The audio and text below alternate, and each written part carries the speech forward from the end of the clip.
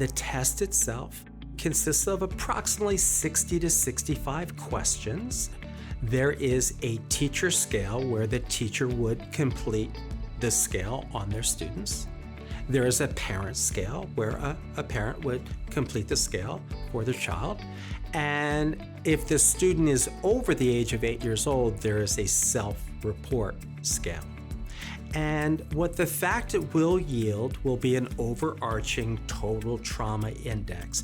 Not so much standard score percentile as much as are you in an acceptable range or perhaps an elevated range. So you get an overall total trauma index, but the real teeth of the measure is in the index scores. So there are 4 index scores.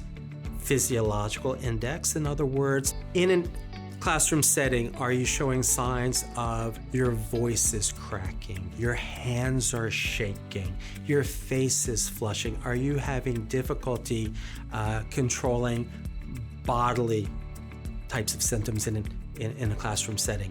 There is a behavior scale looking at your behavior.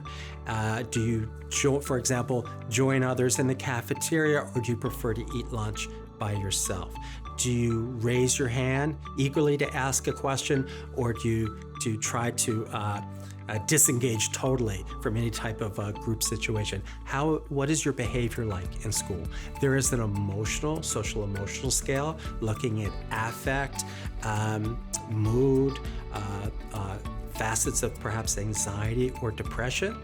And then lastly, an academic scale. How are your grades? How are you doing on tests? Are you completing day-to-day assignments on a consistent basis? Are you remembering to turn your homework in? Those 4 index scores will also yield a score. But we also have 4 additional scales, and one of those is a resiliency scale. I think that is a really important feature of the fact that we need to talk about. So perhaps you might score elevated on a particular index. Perhaps it is the social emotional index is elevated. But on the resiliency scale, you score pretty high. That would suggest you might be experiencing, signs of anxiety perhaps, but you're coping and adjusting pretty well. Conversely, you might have some elevations on the index scores of the fact, but your resiliency score is pretty low. That means you're not coping with these issues very efficiently. It sort of magnifies them in a way, and it's going to lead to perhaps some additional interventions, accommodations, and supports.